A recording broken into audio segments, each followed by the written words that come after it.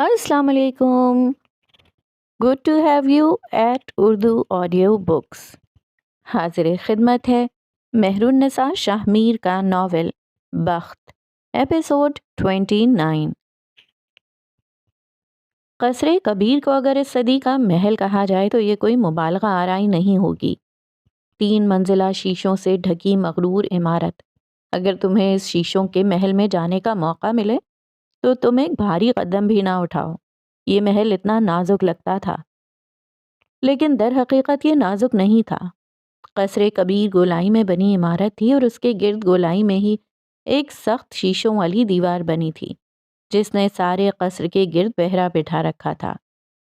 چاروں اطراف میں کھڑے باوردی ملازم اور ایک جانب بنا سیکیورٹی آفیسر کا اونچا کیبن، جہاں وہ قصر کے چاروں اطراف میں پھڑپھڑاتے پرندے اور چھوٹے سے چھوٹے جانور کو بھی اپنے جدید CCTV میں دیکھ سکتا تھا.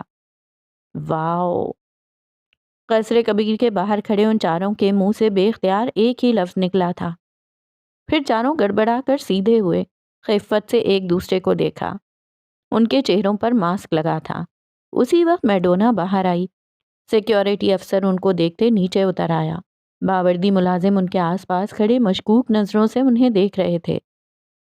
تم نے CCTV ڈس ایبل کروا دیا تھا نا؟ مجھے پورے ملک میں اشتہاری مشہور نہیں ہونا تھا، اس لیے کر دیے ہیں. لیل عمر کے کان کے پاس جھکی تھی. عمر نے اس بات میں سر ہلایا. تب تک میڈونا ان کے قریب آ کر رکی تھی. اس کی نظروں میں عقیدت تھی، اعتقاد تھا. وہ چاروں کندھے سے کندھا ملا کر کھڑے تھے. میڈونا انہی عقیدت بھری نظروں سے ان کو دیکھتی رہی. تم چاروں خداوند کی طرف سے بھیجے گئے اینجل ہو، ہے نا؟ وہ کھوئے کھوئے انداز میں کہنے لگی. تم دونوں. اس نے ہالے اور لیل کی جانب اشارہ کیا. 2 انتہائی حسین عورتیں. ہالے نے اس بات میں سر ہلایا. لیل خود کو عورت کہے جانے پر اعتراض کرنا چاہتی تھی، لیکن ہالے نے اس کا ہاتھ دبا کر کچھ بھی کہنے سے روک دیا. اب وہ آگے آئی، عمر اور ہارون کے سامنے کھڑی ہوئی. ان دونوں نے اپنے ماسک ذرا سا سرکائے. تم وہی ہو نا، خوبرو وجی مرد؟ اس نے ہارون کی سرمئی آنکھوں کو دیکھتے ہوئے کہا. ہارون بے اختیار مسکرایا. اور تم وہ عام شکل لڑکے. تم چاروں میرے پیچھے آؤ. آپ کو غلط فہمی ہوئی ہے، وہ خوبرو مرد خداوند نے تمہاری چالیں تم پر الٹ دیں. ہارون نے اس کی بات کاٹی اور میڈونا کے پیچھے گیا. عمر جل کر رہ گیا. مجھے عورت کہلوانے کا انجام دیکھ لیا؟ لیل جتاتے ہوئے کہتی اس کی سامنے سے نکل گئی. ہالے 2 قدم آگے آئی. اپنے ہاتھ میں پکڑا ٹیشو پیپر عمر کے آگے کیا. اپنے آنسو پوچھ لینا، عام شکل مرد. وہ سنجیدگی سے کہتی آگے بڑھ گئی. عمر نے ضبط سے ان تینوں کو دیکھا. جلتے ہیں میرے حسن سے. 1 منٹ میڈونا، تم انہیں اس طرح اندر نہیں لے جا سکتی. مجھے ان کی سیکیورٹی کلیئرنس چاہیے. دروازے پہ کھڑا باوردی ملازم اور سیکیورٹی افسر ایک ساتھ کھڑے تھے. میڈونا رکی. یہ چاروں لوگ میرے ساتھ ہیں اور میں کون ہوں؟ میں تم سب کی ملکہ ہوں. تم سب میرے انڈر کام کرتے ہو. کیا ان کی سیکیورٹی کلیئرنس کے لیے یہ کافی نہیں ہے کہ یہ لوگ میرے ساتھ ہیں؟ وہ ایسے قطعی، ایسے روبدار انداز سے بولی کہ سیکیورٹی افسر خود بخود دور ہٹ گیا. تمہیں اپنی ہیڈ سے بات کرنے کی تمیز سیکھ لینی چاہیے معیز، ورنہ میں تمہیں یہاں سے نکلوانے کا اختیار رکھتی ہوں. وہ نخوت سے کہتی آگے بڑھ گئی. شاہی محل کا دروازہ کھلا اور وہ چاروں اندر داخل ہوئے. عمر نے اپنی عقاب جیسی آنکھوں سے اطراف کا جائزہ لینا شروع کیا. لان میں سامان یہاں سے وہاں بکھرا پڑا تھا. یقیناً یہ 1 ہفتے بعد ہونے والی پارٹی کی تیاری ہو رہی تھی. لوگوں کا ایک ہجوم تھا جو یہاں سے وہاں بھاگ بھاگ کر کام نمٹا رہا تھا. کہ اتنا نازک گھر بنانے کی کیا ضرورت تھی؟ بندہ سخت قدم بھی نہیں رکھ سکتا، کہیں ٹوٹ ہی نہ جائے. عمر سامنے دیکھتے ہوئے ناپسندیدگی سے بولا. لیل نے تائید کی تھی. اصل میں تمہارا مسئلہ سمجھ سکتا ہوں میں. تمہارے لیے سب کچھ نیا نیا ہے. یہ گھر، یہ نوکر چاکر، یہ ٹھاٹ. غریب جو رہے ہو تم. وہ افسوس سے کہہ رہا تھا. عمر نے سمجھنے والے انداز میں سر ہلایا. تم نے تھانہ دیکھا ہے؟ اس نے گھر پہ نظر جمائے سوال کیا. نہیں دیکھا ہوگا. اور اگر دیکھا بھی ہوگا تو بس باہر سے. کبھی اندر جا کر دیکھو تو پتہ لگے کس طرح پولیس والوں کے ہاتھ اور منہ چلتے ہیں، اور وہ یہ نہیں دیکھتے کہ سامنے MNA کا بیٹا ہے یا پھر MPA کا. ان کے ہاتھ بس چلتے جاتے ہیں اور جسم پر نشان پڑتے جاتے ہیں. جب تک بندے کا کوئی وارث پہنچتا ہے نا، تب تک وہ یا تو گالیاں کھا کھا کر غیرت سے ادموا ہو جاتا ہے یا پھر مار کھا کھا کر ادموا ہو جاتا ہے. ویسے تمہارا باپ شہر سے باہر ہے نا؟ اس نے سنجیدگی سے پوچھا. ہارون لاہور پڑھ کر رہ گیا. خیر، ہمیں تو اتنا پتہ ہی ہے کہ ان کا پیسہ اسی گھر میں ہے. حالے نے کہنا شروع کیا. لیل، آپ اور ہارون اوپر سارے کمرے چیک کریں گے. میں اور عمر یہاں نیچے سنبھال لیں گے. 1 گھنٹہ ہے ہمارے پاس. شہتاج اور اس کا بھائی 1 گھنٹے میں آ جائیں گے. ایم آئی کلیئر؟ اس نے تینوں کو دیکھ کر تائید چاہی. 1 گھنٹہ اور محل نما گھر، یہ تو کھلا تضاد تھا. یہ 5 جون کی گرم حبس زدہ رات تھی. آج کی رات حالے سلطان اور عمر حیات کے لیے قیمتی تھی. آج رات شاہتاج کبیر کے گھر تقریب تھی. ندیم کا بیان سننے کے بعد گو کہ حالے کے دل میں اب ویسی بدگمانی نہیں رہی تھی، لیکن اب بھی دور کہیں دل کو ایک پختہ ثبوت چاہیے تھا. وہ جج کی بیٹی تھی، کچے ثبوتوں کو کہاں مان سکتی تھی؟ آپ تیار ہیں؟ ہم لیٹ ہو رہے ہیں. وہ اپنے موبائل پہ بٹن دباتا ہوا حالے کے کمرے کی چوکھٹ پہ آ کر رکا. اس نے سیاہ ڈنر سوٹ پہن رکھا تھا. ماتھے پہ بکھرے بالا جیل سے پیچھے کو جما رکھے تھے. کلائی میں قیمتی گھڑی اور محصور کن خوشبو میں بسا ہوا. وہ سنگھار میں اس کے سامنے بیٹھی بال برش کر رہی تھی. بھورے بال آج نیچے سے کرل کر رکھے تھے. عمر ان بالوں کو دیکھے گیا. وہ ان بالوں کو تب سے دیکھتا آ رہا تھا جب ان کا اصل رنگ سیاہ تھا. تب یہ بال بہت خوبصورت ہوا کرتے تھے، ریشمی، چمکدار. کچھ عرصے سے یہ روکھے اور بے رنگ ہوتے جا رہے تھے، لیکن عمر کو یہ آج بھی پسند تھے. اس نے اب حالے کی آنکھیں دیکھیں. یہ آنکھیں ایک مقناطیس کی طرح اسے اپنی جانب کھینچتی تھیں. کبھی آنکھیں ہنستی تھیں، لیکن اب یہ رلا دیتی تھیں، روتی تھیں. اور جب حالے کی آنکھ روتی تھی، عمر کے لیے سب سے بڑا عذاب یہی ہوتا تھا. میں تیار ہوں، چلیں؟ حالے اپنے بیگ میں سامان ڈالتے ہوئے کہہ رہی تھی. اس نے گہرے نیلے رنگ کا گھٹنوں تک آتا پارٹی گاؤن پہن رکھا تھا. بال کھلے اور ہلکا میک اپ. اس پہ صبح کی روئی روئی آنکھیں. وہ خوبصورت لگ رہی تھی، بہت زیادہ خوبصورت. عمر چند لمحہ مزید اس کو دیکھتا رہا، پھر پلٹ گیا. گاڑی ایک بار پھر قصر کبیر کے سامنے آ کر رکی تھی. حالے زخمی آنکھوں سے اس شیشوں والے محل کو دیکھے گئی. اچھی لگ رہی ہیں. وہ قصر کو دیکھ رہی تھی اور عمر اس کو. اگر تم بدلے میں اپنی تعریف سننا چاہتے ہو تو میں نہیں کروں گی. وہ اب بھی قصر کو دیکھتی کہہ رہی تھی. عمر ہولے سے ہنس دیا. گال کا گڑھا واضح ہوا. مجھے کسی کمپلیمنٹ کی ضرورت نہیں ہے. میں اپنے حسن کے چرچے سنتا رہتا ہوں. وہ شانے بے نیازی سے بولا.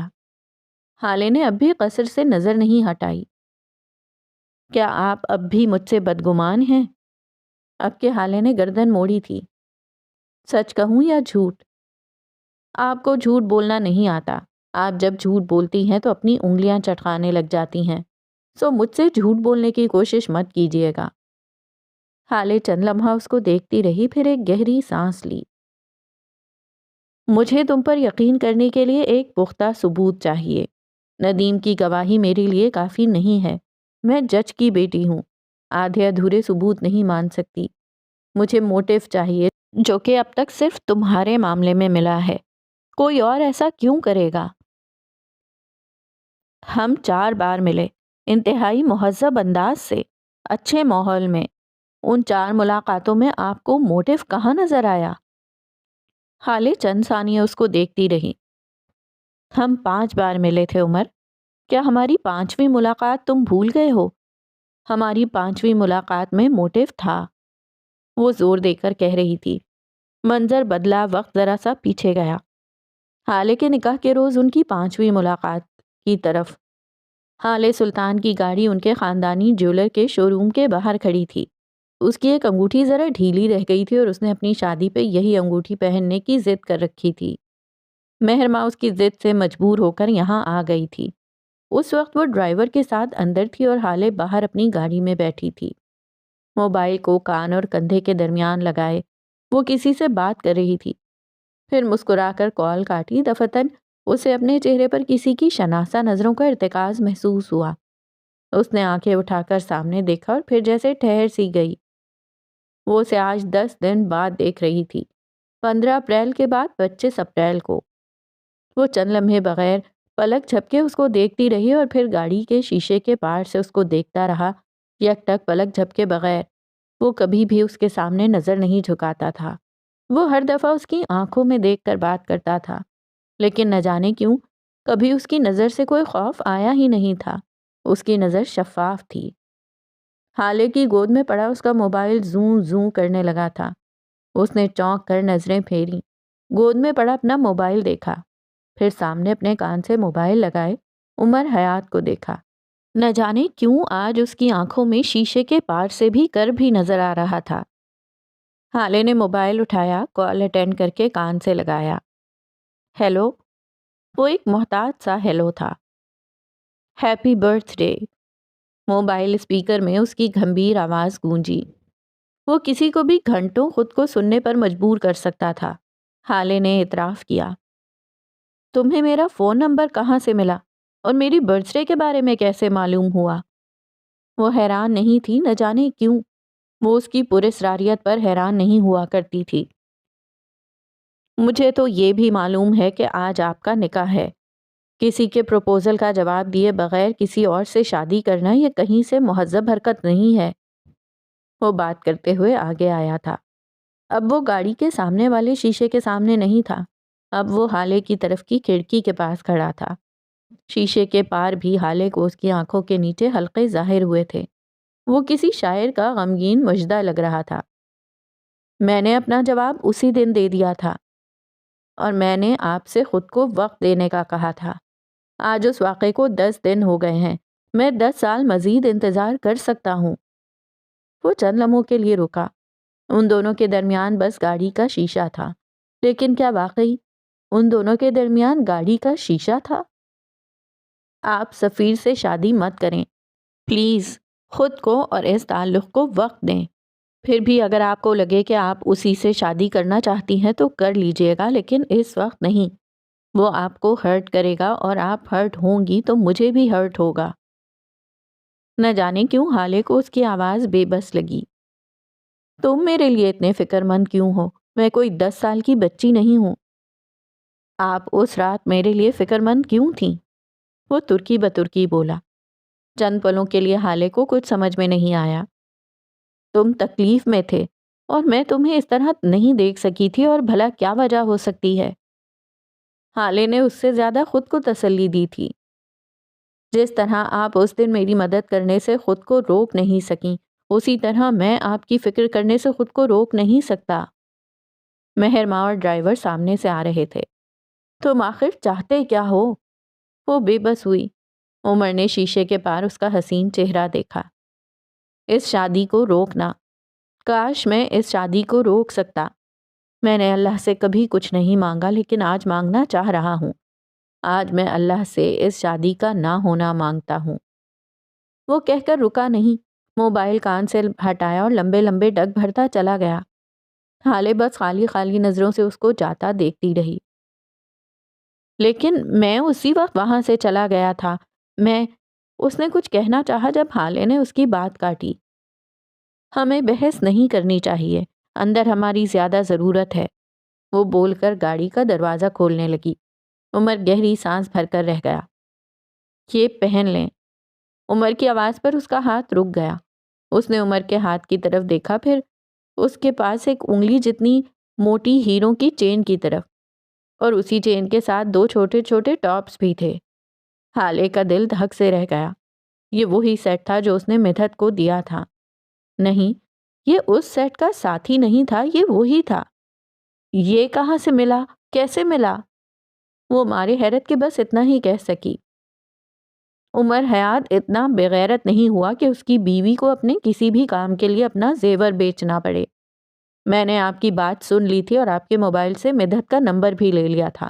بس پھر کیا تھا؟ ہم نے ڈیل کر لی۔ تمہیں شرم آنی چاہیے، تم نے میرا موبائل میری اجازت کے بغیر کیسے کھولا؟ وہ سخت صدمے میں تھی۔ عمر نے کندھے اچکائے۔ اگر آپ کو لگتا ہے آپ مجھے شرمندہ کر سکتی ہیں تو آپ غلط ہیں۔ میری اماں کہتی ہیں جس دن عمر اپنا قصور مان لے گا اس دن سورج مغرب سے نکلے گا۔ آپ وہ سب چھوڑیں، یہ پہن لیں۔ وہ اب کے نرمی سے بولا، مجھے یہ نہیں چاہیے، میں ایسے ہی ٹھیک ہوں۔ حالے آپ کی پہچان ہیرے ہیں۔ آپ کی کلاس کے لوگ آپ کو ان کی وجہ سے پہچانتے ہیں اور یہ کوئی غلط بات نہیں ہے۔ ہر انسان کسی ایک بات کی وجہ سے جانا جاتا ہے، جس طرح میں اپنے دوستوں میں گاڑیوں کی وجہ سے جانا جاتا ہوں۔ یہ برا نہیں ہے، یہ بس ہے۔ ہم لوگ کافی چیزوں میں اچھے یا برے ہوتے ہیں اور لوگوں کی ہم پہ نظر ہمیشہ رہتی ہے۔ جب ہماری کوئی چیز نہیں اچھی لگتی ہے تو وہ بتا دیتے ہیں، ہم سن لیتے ہیں۔ لیکن اگر ایک ہی چیز کی تعریف ہم ایک سے زائد لوگوں سے سن لیں تب ہم اس چیز پر توجہ دیتے ہیں، بہتر سے بہترین کرتے جاتے ہیں اور پھر ایک دن وہ ہماری پہچان بن جاتی ہے۔ ضروری نہیں ہے یہ کوئی اچھی چیز ہو، یہ کوئی بری چیز یا عادت بھی ہو سکتی ہے، لیکن ہیرے برے تو نہیں ہیں، پھر ان کو پہن لینے میں کیا قباحت ہے؟ حالے کی پہچان اس کی باتیں ہیں، ہیرے نہیں، اور میں تم سے یہ نہیں لوں گی۔ وہ قطعی لہجے میں کہتی باہر نکل گئی۔ کہنے کو میں شوہر ہوں لیکن میری ایک نہیں سنتی یہ۔ وہ بڑبڑاتے ہوئے باہر آیا۔ عمر یار کہاں تھے تم؟ وہ جیسے ہی باہر نکلا ایک شناسا آواز اس کے کانوں سے ٹکرائی۔ عمر کے ساتھ حالے بھی رکی۔ آواز دینے والا ایک وجیح مرد تھا، 35 کے قریب عمر اور نکسک سے تیار۔ وہ قریب آ کر عمر سے بغل گیر ہوا، پھر اس کی گاڑی کو دیکھا۔ واؤ، نئی گاڑی لی ہے؟ 3-4 ماہ پہلے تو تم ایک اور گاڑی استعمال کر رہے تھے۔ وہ 27 سے عمر کی گاڑی کو دیکھتا ہوا کہہ رہا تھا، گاڑیوں کے معاملے میں تم سے کوئی نہیں جیت سکتا۔ وہ دل سے کہہ رہا تھا۔ عمر بس مسکرا دیا۔ حالے کلستی رہ گئی۔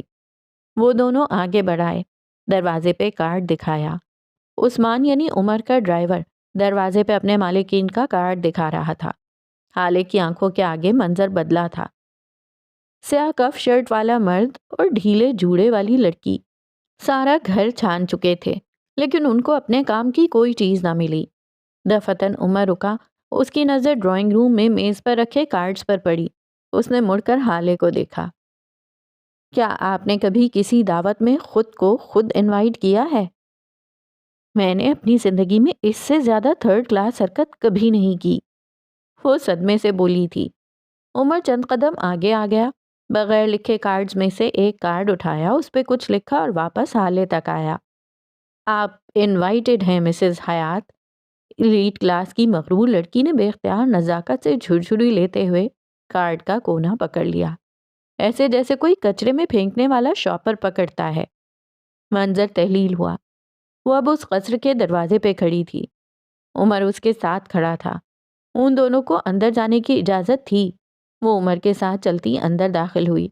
اس کے ساتھ ایک 25-26 سالہ لڑکی بھی اندر داخل ہوئی۔ حالے کو دیکھ کر وہ بے اختیار مسکرائی۔ حالے سلطان، واٹ اے پلیزنٹ سرپرائز! وہ دبے دبے جوش سے چلائی۔ حالے جواباً ہلکا سا مسکرائی۔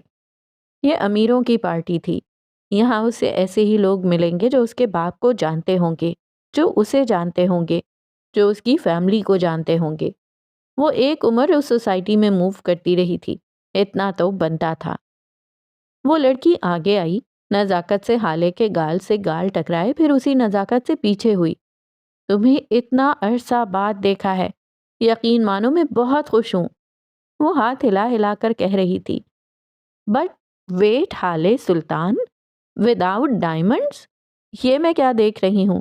ڈونٹ ٹیل می تمہارا ڈیشنگ ہسبینڈ تمہارا لائف سٹائل افورڈ نہیں کر سکتا۔ وہ کہتے ہوئے ہنس پڑی، ایک ادا سے، ایک شان بے نیازی سے۔ عمر نے حالے کو کروا لی میری بے عزتی والی نظروں سے دیکھا تھا۔ لڑکی کو کسی نے بلایا تھا، وہ آگے بڑھ گئی۔ حالے اور عمر وہیں کھڑے رہ گئے۔ اب کے حالے کا چہرہ مختلف تھا، وہ بری طرح جھنجھلائی تھی۔ عمر آگے آیا، اپنے کوٹ کی جیب سے ٹاپس نکالے۔ اسی وقت آسمان میں آتش بازی ہونے لگی تھی، شاید کیک کاٹا جا رہا تھا۔ عمر 2 قدم مزید آگے آیا، حالے کے قریب رکا، ایک ٹاپ ساتھ میں لیا اور پھر ذرا سا قریب اور ذرا سا جھک کر ہالے کے کان میں ڈال دیا۔ مجال ہے جو کبھی آپ میری بات سن لیں۔ وہ بڑبڑا رہا تھا۔ وہ سانس رو کے شل سی کھڑی رہی۔ عمر نے دوسرا ٹاپ ساتھ میں لیا اور دوسرے کان میں ڈال دیا۔ آسمان میں آتش بازی ہو رہی تھی۔ لمحے بھر کو سارا آسمان روشن ہو جاتا اور پھر اگلے ہی لمحے تاریک ہو جاتا۔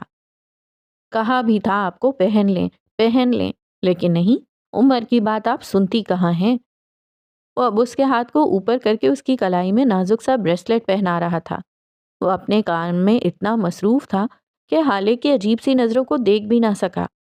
ہالے کا ہاتھ پکڑے کھڑا عمر حیات، آسمان میں ہوتی آتش بازی۔ یہ منظر اتنا مکمل تھا کہ کئی لوگوں نے مڑ کر ان دونوں کو دیکھا تھا۔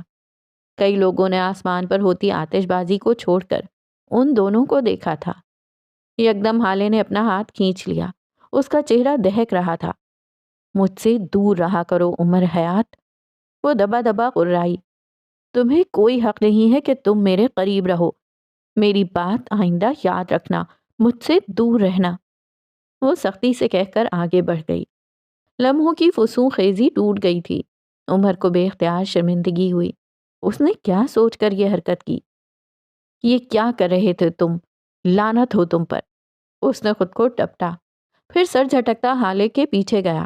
اب کہ اس کا چہرہ وہ نہیں تھا جس کے ساتھ وہ آیا تھا۔ قصر کبیر کا لان اس وقت کسی فلم کا سیٹ لگ رہا تھا، خوبصورت، شاہانہ، آنکھوں کو خیرہ کر دینے والا۔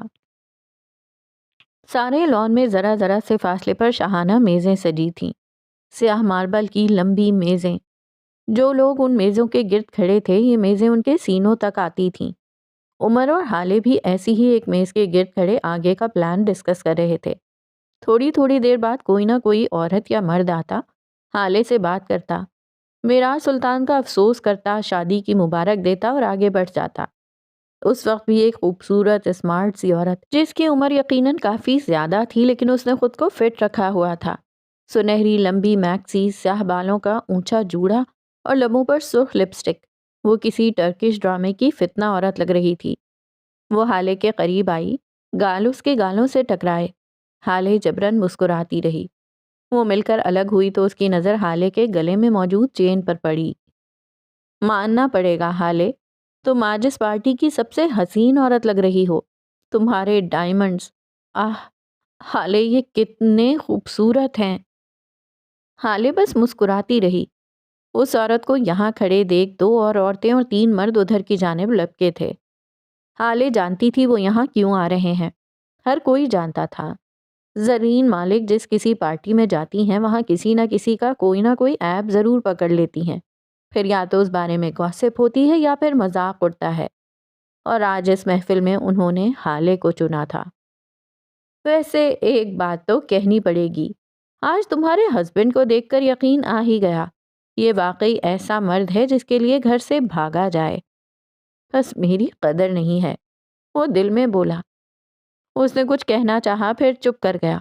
وہ جانتا تھا اس عورت نے زخمی شیرنی کی کچھار میں ہاتھ ڈالا ہے، اب انجام ضرور بھگتے گی۔ یو نو واٹ، میں تمہاری شادی پہ آ نہیں سکی۔ سنا ہے جسٹس معراج یہ غم سروائیو نہیں کر سکے، اور وہ تمہارا کزن سفیر، پور گائے، مجھے کسی نے بتایا تھا وہ بیچارہ تو بالکل تباہ ہو گیا تھا۔ پسند کی شادی ٹھیک ہے لیکن تمہیں اپنے خاندان کے بارے میں سوچنا چاہیے تھا بیٹا۔ وہ اتنے افسوس سے کہہ رہی تھی جیسے ان کو واقعی افسوس ہو، لیکن ان کو افسوس نہیں تھا۔ آس پاس کھڑے لوگوں نے تائید کی تھی، دبے دبے تبصرے، ملامتی نظریں۔ ہالے یکدم کھل کر مسکرائی۔ مسز مالک آپ صحیح کہہ رہی ہیں، پسند کی شادی ضروری ہے لیکن خاندان کے بارے میں سوچ لینا چاہیے۔ ویسے مدثر یعنی زرین مالک کا بیٹا نے امریکہ میں کسی 50 سالہ ایتھیسٹ عورت سے شادی کر لی اور وہاں آپ کے بھائی وہ کسی مذہبی جماعت کے رہنما ہیں، انہوں نے آپ سے اسی وجہ سے تعلق توڑ دیا تھا نا؟ صحیح کہہ رہی ہیں، شادی سے پہلے خاندان کا سوچ لینا چاہیے، بس مجھ سے بھی مدثر بھائی جیسی غلطی ہو گئی۔ مجمع میں دبی دبی سرگوشیاں گونجنے لگی تھیں۔ زرین کا رنگ بدلا تھا۔ عمر کھل کر مسکرایا۔ اور آپ میری شادی میں نہیں آ سکیں۔ میں جانتی ہوں آپ کے اپنے مسئلے تھے۔ وہ رکی، اٹھی ہوئی گردن سے مجمع کو دیکھا۔ اصل میں انگلینڈ میں جو ان کی بیٹی پڑھتی ہے نا، اسے یونیورسٹی سے نکال دیا گیا تھا۔ Am I supposed to tell them؟ اسے کیوں نکالا گیا؟ حالے نے معصومیت سے آنکھیں پٹ پٹائیں۔ زرین مالک کے مانو چہرے کا سارا خون ہی نچڑ گیا تھا۔ مجمع دبی دبی ہنسی ہنسنے لگا۔ زرین مالک الٹے قدم پلٹنے لگیں جب ان کو حالے کی آواز سنائی دی۔ آنٹی، ویسے ہم اپنا ولیمہ پلان کر رہے ہیں، لیکن آپ کے اور انکل کے بغیر یہ ایونٹ کیسے ممکن ہے؟ جب انکل جیل سے نکل آئیں please just let me know, okay? یہ آخری بار تھا۔ کئی لوگوں نے اب کے مڑ کر دیکھا تھا۔ ان لوگوں میں اسحاق کبیر اور شاہتاج کبیر بھی شامل تھیں۔ زرین مالک نہیں مڑی، وہ اسی مردہ چہرے اور مرے مرے قدموں سے مڑ گئیں۔ عمر حالے کو دیکھ کر مسکرایا۔ یہ کہاں سے سیکھا؟ حالے نے سر جھٹکا۔ آدھی زندگی ان میک اپ کی دکانوں اور فتنہ بوڑھیوں کو دیکھتے ہوئے گزاری ہے۔ سمجھتے کیا ہیں یہ لوگ مجھے؟ شاید ان کو پتہ نہیں، حالے کے پاس ڈائمنڈز کے علاوہ بھی ایک چیز ہے جس میں وہ اچھی ہے۔ عمر جانتا تھا وہ کس کام میں اچھی ہے۔ وہ حالے تھی۔ وہ مسکرا مسکرا کر ایسی باتیں کر جاتی تھی کہ اگلے کو رونا آ جائے۔ میری اماں جب مجھے کسی تقریب میں لے کر جاتی تھی نا تو وہ بس ایک ہی بات کہتی تھیں، حالے اپنی زبان بند رکھنا۔ میں جانتی ہوں مجھے ایسے جملے اور معنی خیز نظریں ایک عرصے تک برداشت کرنی ہیں، لیکن جو مجھے تانا دے گریبان اس کا بھی تو صاف ہونا۔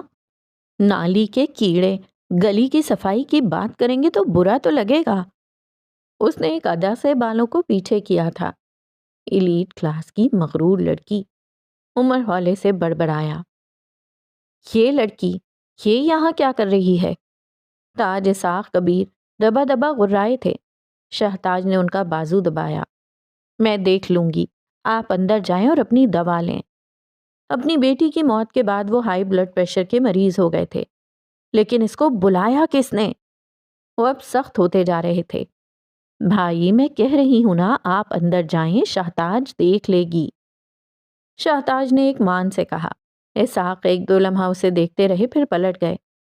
شہتاج کبیر ایک 40-42 سال کی خوبصورت عورت تھی۔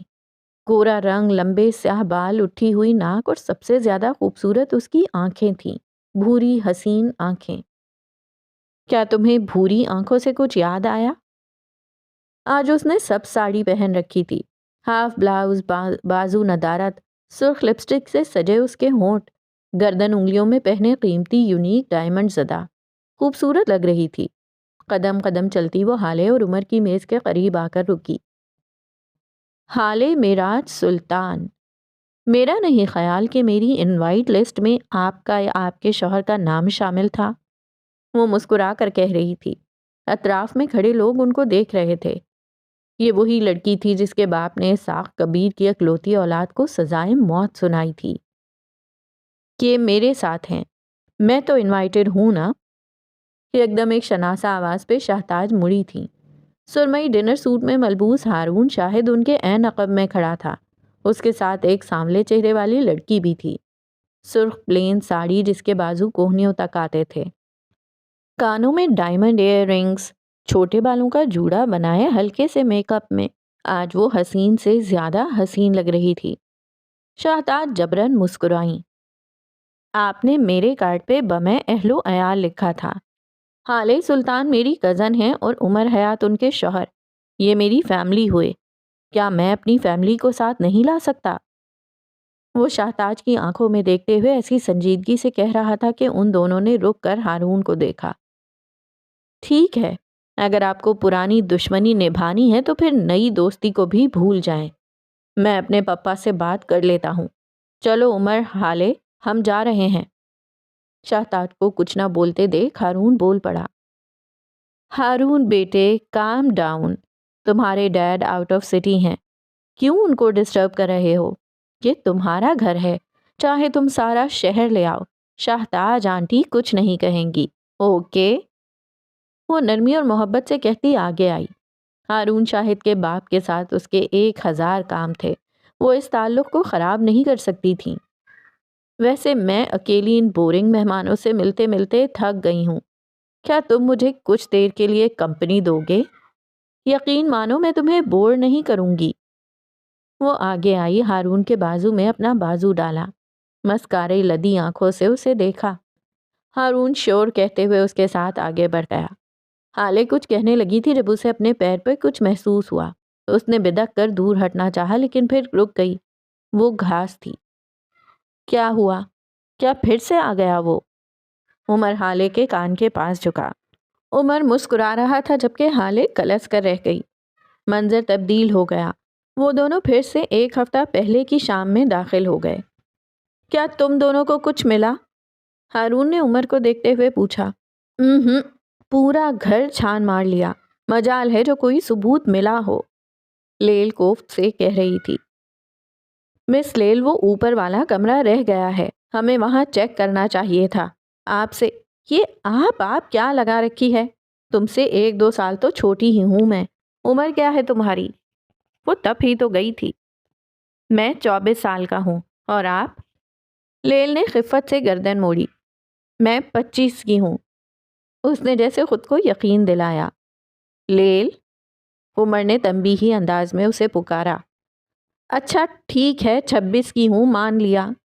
لیل، عمر نے ایک بار پھر پکارا۔ اچھا 27، بس 27 کی ہوں میں۔ لیل، اب کے عمر نے ذرا زور سے پکارا۔ کیا لیل، ہاں کیا ہے؟ ہاں ٹھیک ہے، 28 سال کی ہوں۔ اب میں اس سے ایک دن بھی آگے نہیں بڑھاؤں گی۔ وہ لٹ مار انداز میں کہتی آگے بڑھ گئی۔ ہارون مسکراتے ہوئے اس کے پیچھے گیا تھا۔ اسی وقت شاہتاج کی گاڑی اندر آئی۔ ہارون اور لیل نے دیکھ لیا تھا۔ میڈونا ان کے قریب تھی، سو اس نے ان کو اشارے سے اندر بلا لیا۔ عمر کو ایک طرف ہو جانے کا اشارہ کیا۔ عمر نے نہ یہاں دیکھا نہ وہاں۔ اس نے فوراً ہالے کی کلائی پکڑی اور بیک یارڈ کی طرف جانے والے دروازے سے اندر چلا گیا۔ یہ چھوٹا سا کوٹھڑی نما کمرہ تھا۔ یہ گھر کی پچھلی طرف بنا تھا۔ شاید مالی یہاں اپنا سامان رکھا کرتا تھا۔ یہاں بس ایک واحد روشنی وہی تھی جو اس پیلے زرد بلب کی تھی۔ شاہتاج اندر جانے کے بجائے اسی طرف آ رہی تھی۔ عمر کو اس کے قدموں کی چاپ قریب آتی سنائی دے رہی تھی۔ وہ اس کوٹھڑی میں چھپنے کی جگہ تلاش کر رہا تھا جبکہ ہالے شل کھڑی تھی۔ وہ کبھی بھی کوئک ریئیکشن نہیں دیتی تھی، یہ اس کی عادت تھی۔ شاہتاج کے قدم دروازے کے باہر آ کر رکے۔ اسی وقت ہالے کو اپنے پیروں کے قریب ایک سرخ بلا نظر آئی تھی۔ اور وہ سرخ بلا کون تھی؟ کاکروچ۔ وہ ایک موٹا تازہ کاکروچ تھا۔ ہالے نے زوردار چیخ مارنی چاہی لیکن اس کی آواز حلق میں گھٹ کر رہ گئی۔ عمر نے اپنا بھاری ہاتھ اس کے منہ پر رکھ لیا تھا۔ ہالے بے دم سی ہو گئی۔ وہ کاکروچ چلتے ہوئے آیا اور ہالے کے پیر پر بیٹھ گیا۔ اسے لگا تھا وہ مر جائے گی، کم از کم آج کے بعد وہ زندہ نہیں رہ سکے گی۔ اس نے اپنا پیر ہلانا چاہا لیکن عمر نے اس کی کوشش ناکام کر دی۔ اس نے ہالے کے جوتوں والے پیر پر اپنا جاگر رکھا اور کاکروچ کو نیچے گرایا۔ وہ جیسے ہی نیچے گرا، عمر نے اپنے جاگر سے اس کو پوری طرح مسل دیا۔ ہالے نے کراہیت سے آنکھیں بند کر لیں۔ کیا اس سے برا کچھ ہو سکتا تھا؟ نہیں، اس سے برا کچھ نہیں ہو سکتا تھا۔ شاہتاج کے قدموں کی چاپ اب دور جاتی گئی، یہاں تک کہ وہ معدوم ہی ہو گئی۔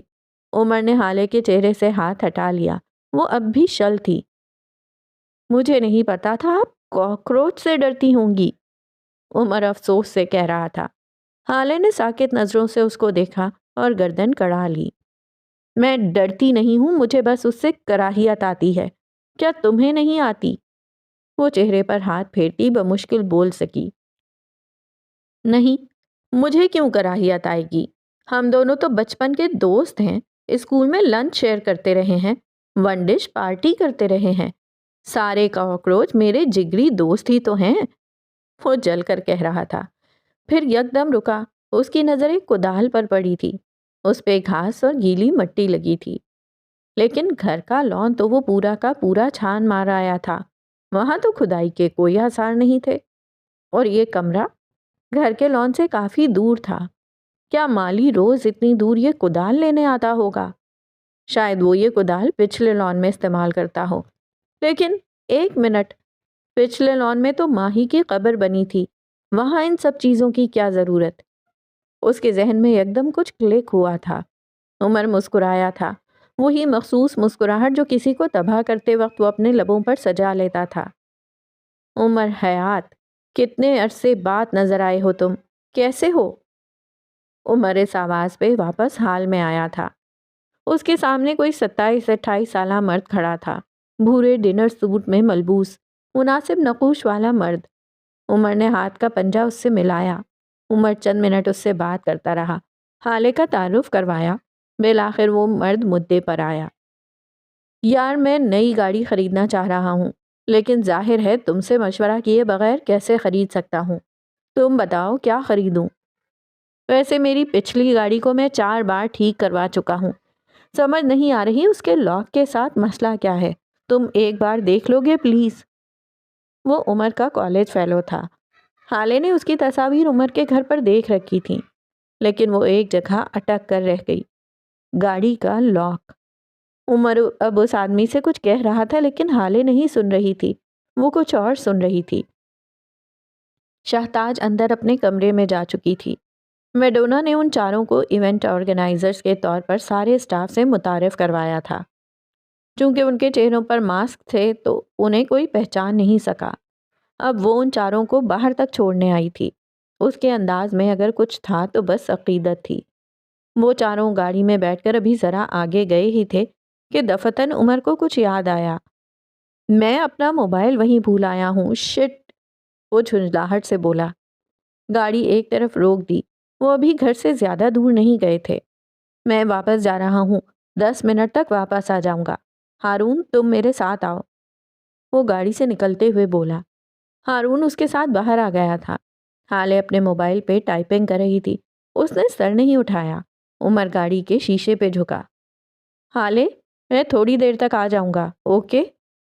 حالے اس کو ہیز اے فائی کیئر والی نظروں سے دیکھتی رہی۔ لیل کو کوئی کال آ گئی تھی، وہ باہر نکل آئی اور سڑک پہ یہاں سے وہاں چکر لگاتے ہوئے کال پہ بات کرنے لگی تھی۔ عمر نے جاتے جاتے بے دھیانی میں گاڑی لاک کر دی۔ حالے اندر بیٹھی رہ گئی۔ تھوڑی دیر گزری، یکدم اس کو گھٹن کا احساس ہوا۔ اندھیرا، خوف، سانس نہ لے پانا، گھبراہٹ۔ حالے کے چہرے کے تاثرات بدلے تھے۔ یکدم اس کا چہرہ خوف سے سفید پڑنے لگ گیا تھا، اس کے ہاتھ کانپنے لگ گئے تھے، اسے سانس نہیں آ رہا تھا۔ دن کی روشنی میں گاڑی میں بیٹھی حالے کو بس کھوپ اندھیرا نظر آ رہا تھا۔ اس نے آنکھیں بند کر لیں، خوف سے، وحشت سے۔ اس کی آنکھوں کے آگے ایک 12 سال کی بچی تھی جس کے گلابی چہرے پر آنسوؤں کے نشان تھے۔ وہ بری طرح اپنی کلاس روم کا دروازہ بجا رہی تھی، رو رہی تھی، کانپ رہی تھی۔ اس کے آگے ایک 22 سالہ لڑکی تھی۔ منظر ٹوٹ رہے تھے۔ ایک لمحے کو اس کے آگے 12 سالہ لڑکی کا چہرہ آ جاتا، اگلے لمحے گاڑی میں بند 22 سالہ لڑکی کا چہرہ۔ منظر گڈمڈ ہو رہے تھے، خوف بڑھتا جا رہا تھا، پسینے سے اس کا سارا جسم بھیگتا جا رہا تھا۔ دروازہ کھولو، میم دروازہ کھولیں، وہ پسینے سے شرابور متوحش انداز میں چلائی۔ میم دروازہ کھولیں، پلیز دروازہ کھولیں، میں آئندہ ایسا نہیں کروں گی، یہاں اندھیرا ہے، دروازہ کھولیں میم پلیز۔ وہ بری طرح رو رہی تھی، چیخ رہی تھی۔ میم دروازہ کھولیں، یہاں اندھیرا ہے میم پلیز، میں آئندہ ایسا نہیں کروں گی، میم دروازہ کھولیں میم۔ وہ آنکھیں بند کیے چلا رہی تھی۔ لیل نے گاڑی کے شیشے سے اس کو دیکھا، وہ گاڑی کی کھڑکی کے قریب کھڑی فکر مندی سے کچھ کہہ رہی تھی۔ حالے کی آنکھیں اب بھی بند تھیں، وہ اس منظر میں نہیں تھی، اسے بس اندھیرا دکھ رہا تھا، بس گھبراہٹ ہو رہی تھی، بس سانس نہیں آ رہا تھا۔ کھولو مجھے، کوئی کھولو پلیز، دروازہ کھولو، ہارون، عمر، دروازہ کھولو پلیز، کوئی دروازہ کھولو، بابا دروازہ کھولیں۔ اب کہ وہ بلند آواز میں چیخ رہی تھی، اپنے بال نوچ رہی تھی۔ وہ انہی بند آنکھوں سے گاڑی کے شیشے بجانے لگی تھی۔ اسی وقت لیل نے عمر اور ہارون کو سامنے سے آتے دیکھا۔ انہوں نے لیل کا فکر مند چہرہ دیکھا تو جلدی جلدی اس کے قریب آ کر رکے۔ میم دروازہ کھولیں، عمر کھولو، پلیز کھولو، میرا سانس بند ہو رہا ہے، مجھے کچھ دکھ نہیں رہا، کھولو۔ اس کے آنسو بہنے لگے تھے، وہ بہت بری طرح خوف زدہ تھی۔ اس کا انداز ایسا تھا جیسے کسی پاگل انسان کو دورہ پڑا ہو۔ عمر سخت پریشان ہو گیا تھا۔ اس نے گاڑی کا لاک کھولا، حالے کی طرف سے آ کر گاڑی کا دروازہ کھولا۔ हाले यहाँ देखें, ये खुल गया है, देखें इधर। वो उसके कंधे को हिलाते हुए कह रहा था। हारून शल और साकित खड़ा रहा। उसके लब हल्के से फड़फड़ाए थे। ये दोबारा नहीं हो सकता। हाले यहाँ देखें, कुछ नहीं हुआ, आप बिल्कुल ठीक हैं। यहाँ देखें प्लीज, आंखें खोलें। वो उसकी बंद आंखें खुलवाने की कोशिश कर रहा था। हाले ने खौफजदा सी आंखें खोलीं, अपने सामने उमर को देखा, फिर उसके पीछे खड़े हारून को। वो उमर को सामने से हटाती हुई नीचे आई और हारून की तरफ बढ़ी। हारून खामोश नजरों से उसे अपनी तरफ आते देखता रहा। हाले के पैर के नीचे कुछ आया था, कोई पत्थर, कोई ठोकर। वो घुटनों के बल नीचे सड़क पर गिरी। हारून और उमर लपक कर उसके करीब पहुंचे। उसी लम्हे हाले ने हारून के दोनों हाथ थाम लिए। उमर का दिल जैसे 1000 बार टूटा था, लेकिन वो रुक गया, आगे नहीं बढ़ा। उमर गैर था, वो गैर रह गया। हारून चाहे नाराज था, ताल्लुक टूटा हुआ था, लेकिन वो हाले का दोस्त था। वो हाले का कंफर्ट जोन था। उसकी हथेलियां बुरी तरह छिल गई थीं। घुटने में जलन हो रही थी, लेकिन वो बस गुलाबी आंखों, बिखरे बालों और खौफजदा चेहरे के साथ हारून के हाथ पकड़कर बैठी रही। उसने और मैम ने, उन दोनों ने मिलकर मुझे क्लासरूम में बंद कर दिया था हारी। उसने डरे हुए खौफजदा अंदाज में कहना शुरू किया। उसके हाथ बुरी तरह कांप रहे थे। उसने उस उमर ने मुझे कमरे में बंद कर दिया। मैंने टेस्ट याद नहीं किया था, उसने मुझे बंद कर दिया हारी। वो अटक अटक कर कह रही थी। उसके अल्फाज बेरब थे। उसने रोते हुए हिचकी ली। तुमने देखा था ना हारून, तुमने देखा था ना, उसने मुझे क्लास में बंद कर दिया। उमर ने मैम के साथ मिलकर मुझे क्लासरूम में बंद कर दिया। वो वाकयात मिक्सअप कर रही थी। हारून जानता था, लेकिन वो बस शल था। ये दोबारा नहीं हो सकता। उसका दिल बार बार एक ही गवाही दे रहा था। मैंने गाड़ी जानबूझकर बंद नहीं की, वो एक गलती थी, बस एक आदत थी। सारे वक्त में उमर पहली बार बोला था। उसकी आवाज़ जख्मी थी, उसमें गिला था, शिकवा था। ये झूठ कह रहा है, इसने मैम के साथ मुझे बंद कर दिया। ये झूठा है, इसने मुझे गाड़ी में बंद कर दिया। एकदम वो तेज तेज बोलने लगी थी, अपना दिफा करने लगी थी। मैंने देखा है हाले, मैंने सब देखा है। इसी ने तुम्हें बंद किया, मैंने देखा था। वो हाले को नॉर्मल कर रहा था। उसकी हालत ऐसी नहीं थी कि उसकी तस्हीह की जाती। तुम गाड़ी खोल भी तो सकती थी, इतना वावेला करने की क्या जरूरत थी? और उमर ने तुम्हें बंद नहीं किया, ये बस एक गलती थी। अब के लेल जरा गुस्से से बोली थी। हाले पे गोया जुनून सवार हो गया था। उसने हारून के हाथ मजीद सख्ती से थाम लिए। उसकी आंखों में मजीद खौफ भर गया।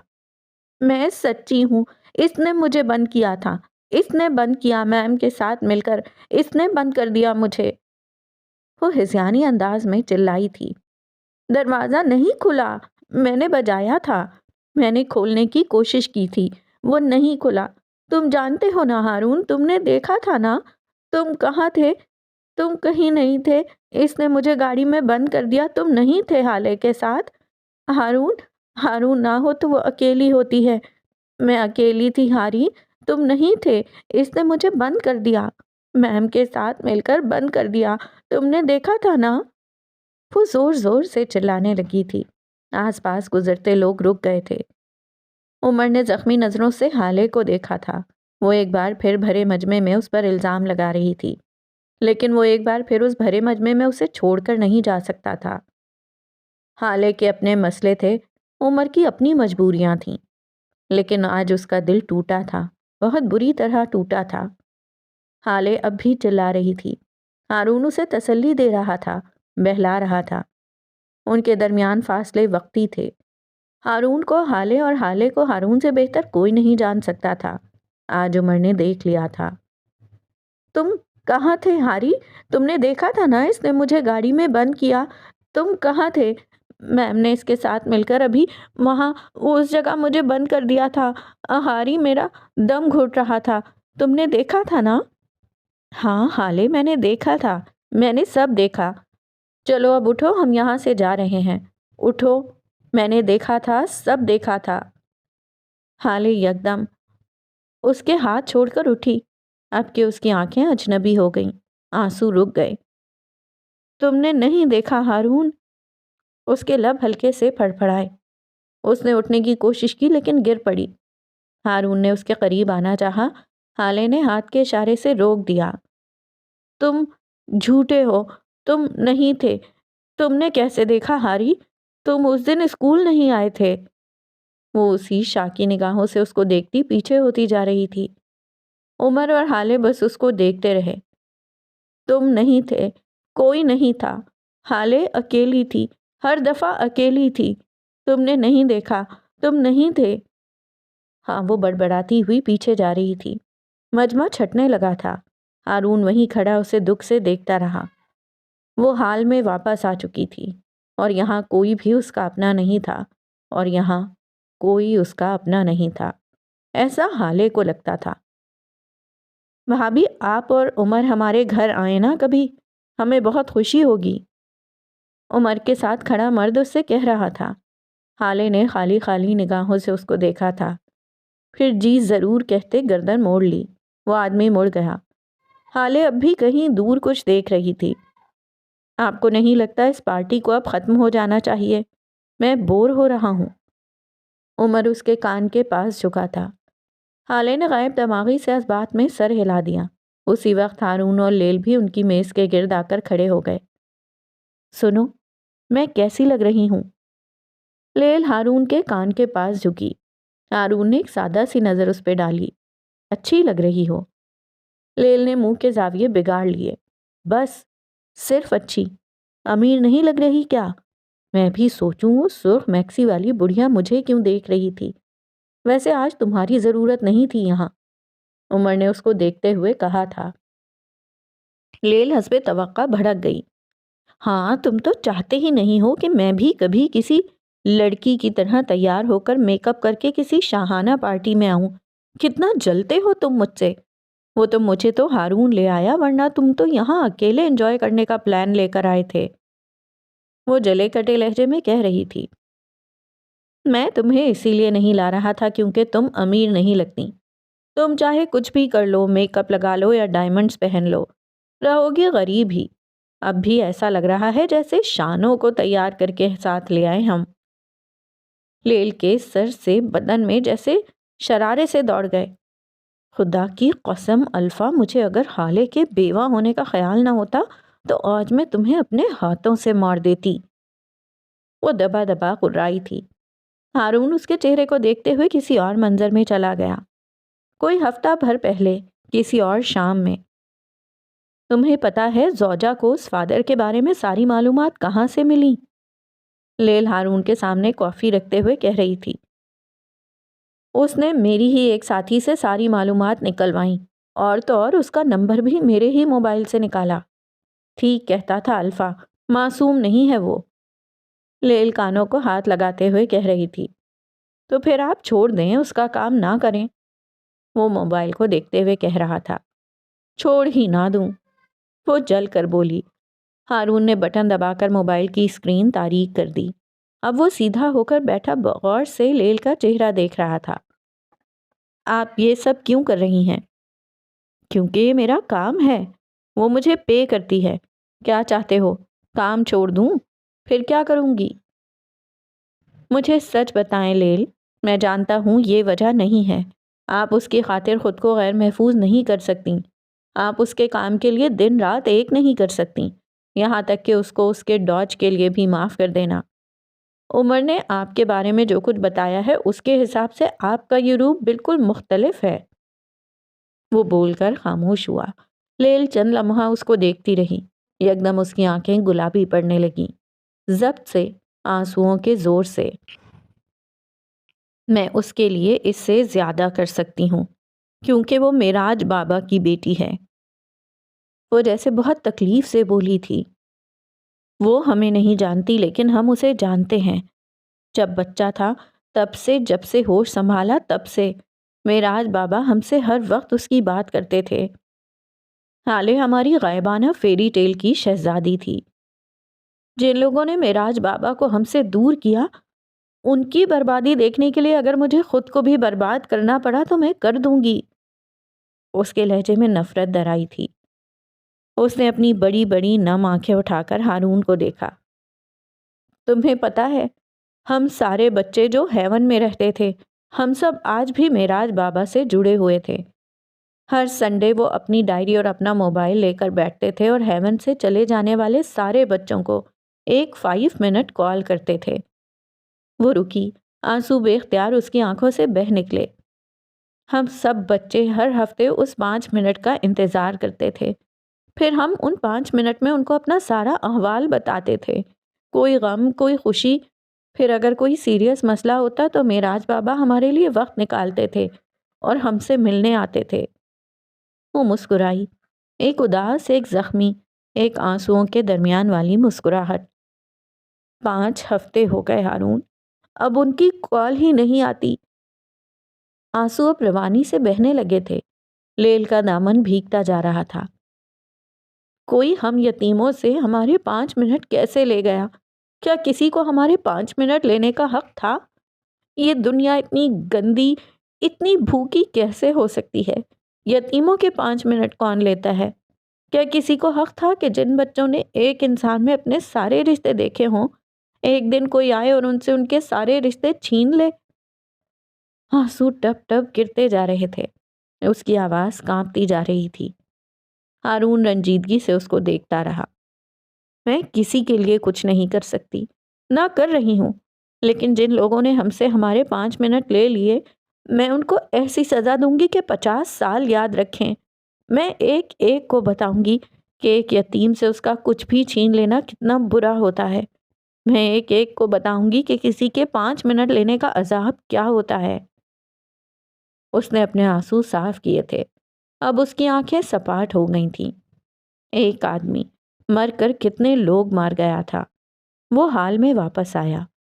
اب یہ سانولے چہرے والی لڑکی رو نہیں رہی تھی، وہ بس نظر اٹھائے یہاں سے وہاں دیکھ رہی تھی۔ ہارون نے چہرہ موڑ لیا۔ کھانا لگ گیا تھا۔ مؤدب ٹرینڈ ویٹرز مہمانوں کو شائستگی سے ڈنر ٹیبلز کی طرف لے کر جا رہے تھے۔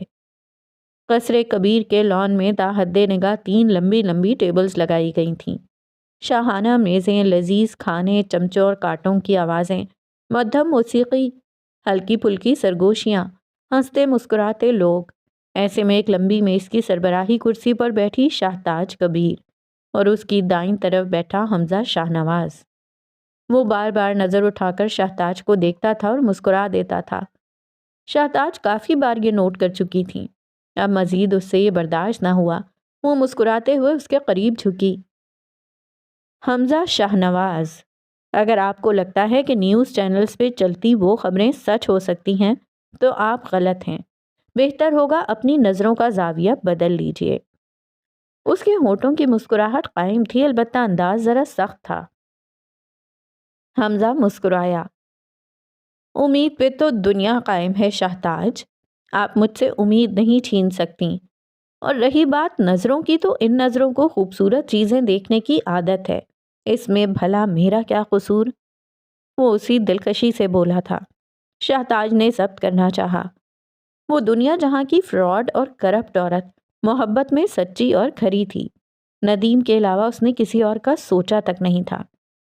اسی وقت شاہتاج نے عمر حیات کو اپنی جانب آتے دیکھا۔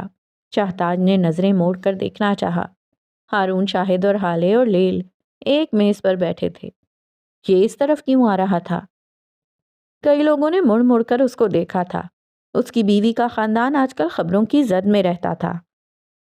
یہ آدمی خود بھی کئی دن ٹاپ ٹرینڈ رہا تھا، گو کہ ان میں سے کوئی بھی سینٹ نہیں تھا، لیکن اپنا پھیلایا ہوا کچرا کسی کو نہیں دکھتا۔ شاہتاج عمر کو دیکھتے ہوئے اٹھ کھڑی ہوئیں۔ وہ ان کے قریب آ کر رکا۔ میں نے آپ کے گھر کی بہت تعریف سن رکھی ہے، کیا آپ مجھے اندر سے اس کی خوبصورتی نہیں دکھائیں گی؟ قریب سے، وہ مسکرا کر کہہ رہا تھا۔ شاہتاج کو کچھ نہ بولتے دیکھ کر وہ ایک پل کو رکا۔ میں آپ کے بیک یارڈ کی خوبصورتی کے بارے میں بھی کہنا چاہتا ہوں۔ آپ یہ تعریف اندر چل کر سننا چاہیں گی یا پھر؟ وہ رکا، 3 میزوں پر بیٹھے لوگوں کے جمع غفیر کو دیکھا۔ یا پھر میں یہیں ان سب کے سامنے تعریف شروع کروں؟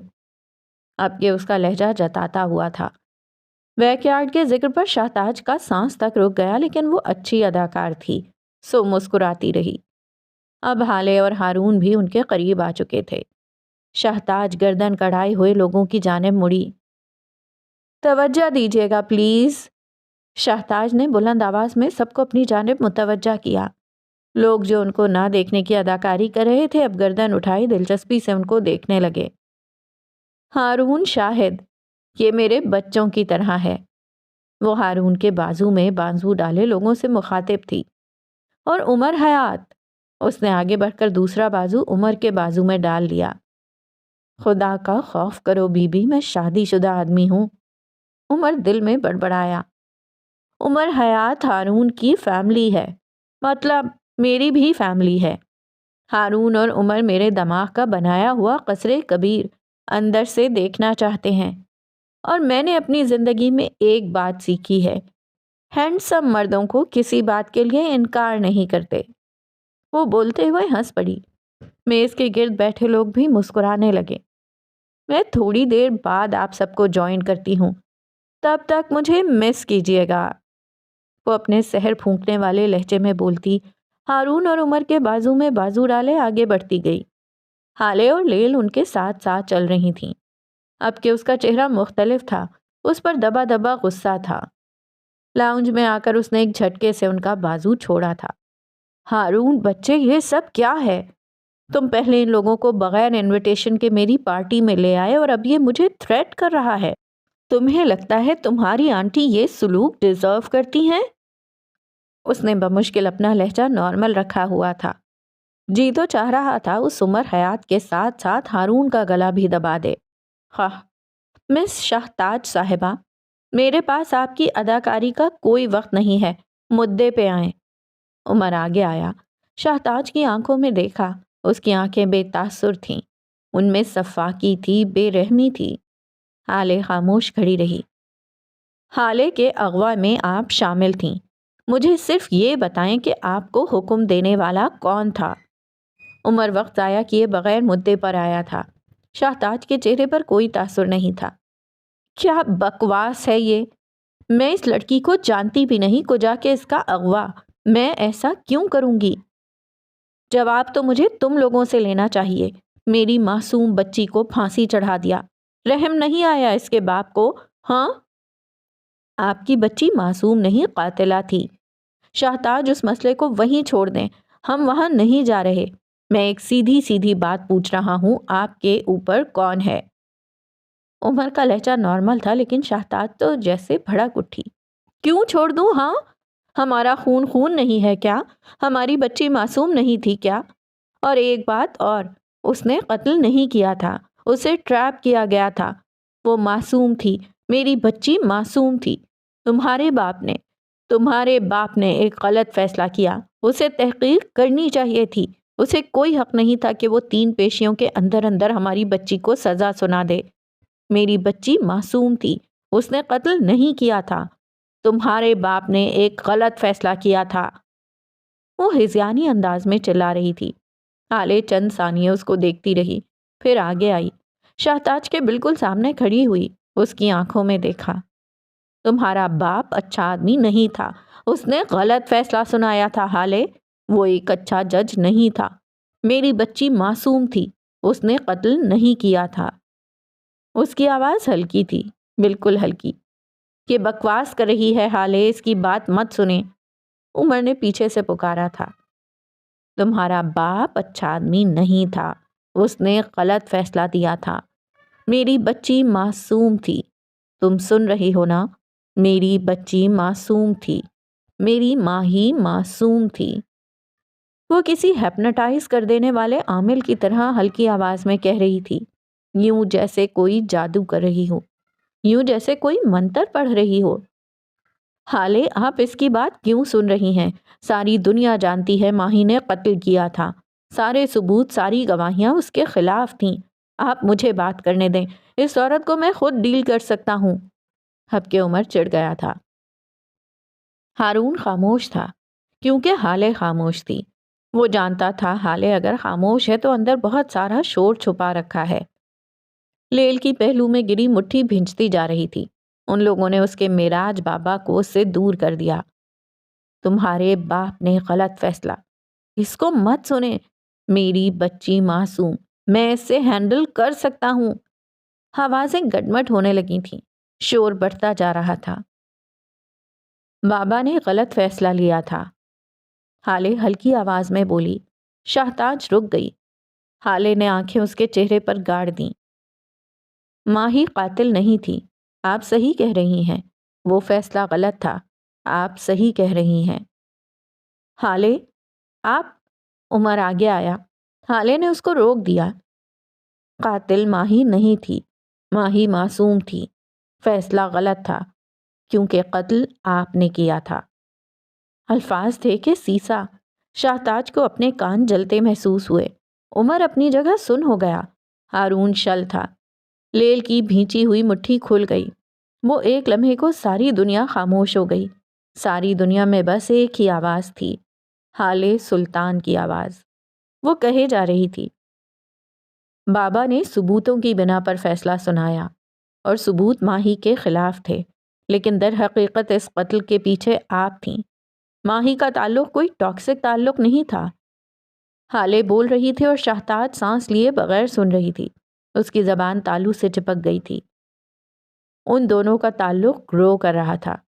وہ دونوں شادی کرنے والے تھے، لیکن آپ سے یہ برداشت نہ ہو سکا۔ آپ نے اس سے بدلہ لیا، اپنی محرومیوں کا بدلہ۔ آپ کو ساری زندگی باپ کا پیار نہیں ملا، اور وہی پیار جب ماہی کو ملا تو آپ جیلس ہونے لگیں۔ شاہتاج بے دم ہو کر صوفے پر گر گئی۔ وہ دونوں شادی کرنے والے تھے اور آپ سہ نہیں سکیں۔ آپ نے اس کے بوائے فرینڈ کو گھر بلوایا اور اسے بند کر دیا۔ پھر اگلے کئی دن آپ اسے ٹارچر کرتی رہیں، اپنی محروم بچپن اور اپنی جوانی کا بدلہ لیتی رہیں، لیکن آپ کو سکون نہیں ملا اور آخر کار آپ نے اسے مار دیا۔ آپ نے ایک معصوم لڑکے کی جان لے لی، اپنے حسد کی وجہ سے، اپنے شر کی وجہ سے۔ آپ نہیں چاہتی تھی کہ ماہی کی شادی ہو، بلکہ آپ کو ہر اس لڑکی سے نفرت ہو جاتی ہے جس کی شادی اس کی پسند سے ہو رہی ہو۔ آپ کو اپنی محرومیاں یاد آ جاتی ہیں۔ آپ کسی لڑکی کو خوش نہیں دیکھ سکتی کیونکہ آپ نے ایک اچھی جوانی نہیں دیکھی۔ آپ کی محبت آپ سے چھن گئی کیونکہ وہ آدمی کم آیا اور بدنام زمانہ تھا۔ آپ کے بھائی اس رشتے پر راضی نہیں ہوئے کیونکہ انہیں آپ سے زیادہ عزیز اپنا نام تھا۔ آپ نے اپنی محبت کھو دی اور اسی کا بدلہ آپ نے ماہی سے لیا۔ آپ نے اس کی قبر بیک یارڈ میں اس لیے نہیں بنوائی تھی کہ آپ کو اس سے محبت تھی۔ وہ آگے آئی، شاہتاج کی آنکھوں میں دیکھا۔ آپ نے ایسا اس لیے کیا تاکہ آپ کے بھائی اس اذیت کو بھول نہ سکیں، ان کو یاد رہے کہ ان کی بیٹی مر چکی ہے، وہ پل پل مرتے رہیں۔ میرا باپ برا آدمی نہیں تھا، آپ بری عورت تھیں۔ میرے باپ نے غلط فیصلہ نہیں دیا، آپ نے ان کے سامنے ایسے ثبوت رکھے کہ ان کو یہی فیصلہ لینا پڑا۔ آپ بری عورت ہیں شاہتاج، بہت بری۔ وہ سور پھونک کر پیچھے ہٹی۔ شاہتاج کا رنگ نچوڑ چکا تھا۔ اس کا چہرہ ایسا تھا جیسے کسی نے کھولتا ہوا تیل ڈال دیا ہو۔ اس کی آنکھیں بے رمق تھیں، جیسے کسی مردار جانور کی آنکھیں۔ چند لمحوں کے لیے سارے میں خاموشی چھا گئی۔ ہارون اور عمر سامنے رکھے صوفوں پر بیٹھ گئے۔ لیل ایک کونے میں کھڑی رہی، ہالے بھی کھڑی رہی، شاہتاج کے بالکل سامنے اس کا زوال بن کر کھڑی رہی۔ تمہیں یہ سب کس نے بتایا؟ کافی دیر بعد شاہتاج کی آواز سنائی دی، ہیروں نے۔ ہالے مسکرا کر بولی تھی، ہیرے؟ ان تینوں نے ایک ساتھ پوچھا۔ ہالے نے سر ہلایا، ہاں، ہیرے۔ میں ہیروں کو جانتی ہوں، ان کی اچھائی، برائی، پیار، غصہ۔ وہ شاہتاج کے قریب جھکی، آواز بلند ہی رکھی، میں ہیروں کی ضرب بھی جانتی ہوں شاہتاج، وہی ضرب جو اس لڑکے کے چہرے پر تھیں، جو اس کی گردن پہ تھیں۔ ہالے نے اس کے ہیرے کی انگوٹھیوں سے مزین ہاتھ کی طرف اشارہ کیا۔ یہ درمیان والی انگوٹھی، اس نے نیلے ہیرے کی جانب اشارہ کیا۔ اس کے چہرے اور گردن پر لگی ضرب اسی ہیرے کی تھی، میں جانتی ہوں۔ وہ بول کر سیدھی ہوئی۔ ہر ڈائمنڈ لور کے پاس ڈائمنڈز کی ایک بہت اچھی کلیکشن ہوتی ہے۔ اس پارٹی میں آنے والی کئی عورتیں ڈائمنڈ لورز ہیں۔ لیکن اس پارٹی میں موجود 2 عورتیں ایسی ہیں جو ڈائمنڈ لورز نہیں ہیں، ڈائمنڈز ان کی آبسیشن ہیں۔ وہ رکی، شاہتاج کی ساکت ہوئی آنکھوں میں دیکھا۔ وہ عورتیں آپ اور میں ہیں۔ ہمارے لیے ہیرے محبت نہیں، آبسیشن ہیں، اور آپ ڈائمنڈ لورز اور ڈائمنڈ آبسیشن کا فرق جانتی ہیں؟ شاہتاج کا سر نفی میں ہلا تھا، اس کی آنکھوں میں ناسمجھی تھی۔ ایسی ہی ناسمجھی ہارون شاہد اور لیل کی آنکھوں میں بھی تھی۔ ان سب میں سب سے زیادہ پرسکون عمر حیات تھا۔ ڈائمنڈ لورز ڈائمنڈز کو ایز اٹ از قبول کر لیتے ہیں، چاہے وہ کوئی نیکلیس ہو، کوئی انگوٹھی ہو، کوئی بریسلٹ ہو، چین یا پھر کف لنکس، وہ بس خرید لیتے ہیں۔ جس ڈیزائن میں بنا ہو، جیسا بھی ہو، ان کو بس ڈائمنڈ چاہیے ہوتا ہے۔ آبسیسڈ انسان الگ ہوتا ہے، اسے صرف ہیرا نہیں چاہیے ہوتا، اسے منفرد نظر آنا ہوتا ہے۔ وہ اپنے جنون میں یکتا رہنا چاہتا ہے، اسے سراہے جانے کی خواہش ہوتی ہے، وہ پذیرائی چاہتا ہے، لوگ اس کے ہیروں کو یاد رکھیں، لوگ ان کو یاد رکھیں۔ وہ کہہ رہی تھی اور شاہتاج دم سادھے سنے جا رہی تھی۔ اور یاد رکھنے کے لیے کیا کیا جاتا ہے؟ یاد آنے کے لیے منفرد بنا جاتا ہے، الگ بنا جاتا ہے، جس طرح آپ اور میں الگ بنتے تھے۔ ہم اپنے ہیروں کو منفرد بنواتے تھے۔ مجھے معصوم سادہ ہیرے پسند تھے۔ میرے نیکلس، انگوٹھی یا بریسلٹ میں اگر تکون ہیرے جڑے ہوتے تھے تو میں انہیں گول کرواتی تھی، اگر گول ہوتے تھے تو میں انہیں چوکور بنواتی تھی، کیونکہ میں آبسیسڈ تھی، میں لورز میں سے نہیں تھی۔ اسی طرح آپ کو شاطر ہیرے پسند تھے، نوکدار، چبھنے والے، درد دینے والے ہیرے۔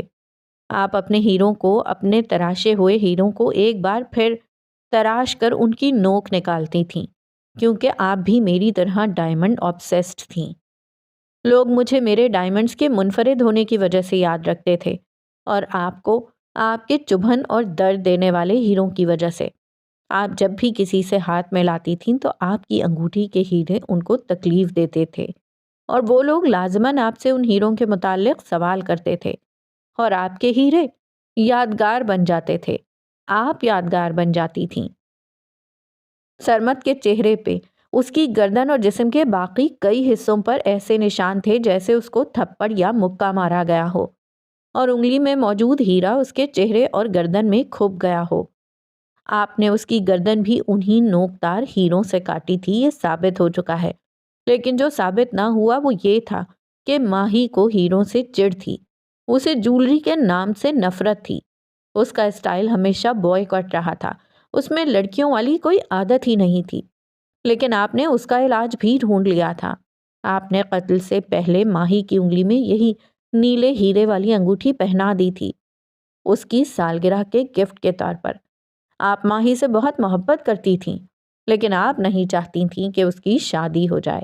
آپ نہیں چاہتی تھیں کہ کسی بھی لڑکی کی شادی ہو، اس کی پسند سے، اس کی مرضی سے، کیونکہ آپ کی شادی نہیں ہو سکی، اسی لیے آپ شادیوں میں نہیں جاتی تھیں۔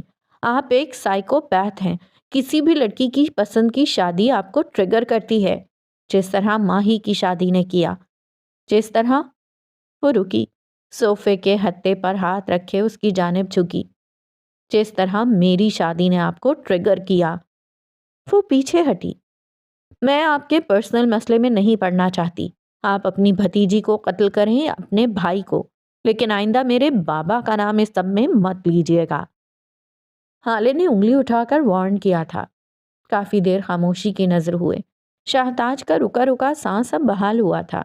اب کے شاہتاج سیدھی ہو کر مسکرائی، ٹانگ پہ ٹانگ چڑھا لی اور مسکرا کر ان تینوں کو دیکھا۔ اور تمہیں لگتا ہے تمہاری اس تھیوری پہ کوئی یقین کر لے گا؟ حالے، تم ایک انتہائی بے وقوف عورت ہو۔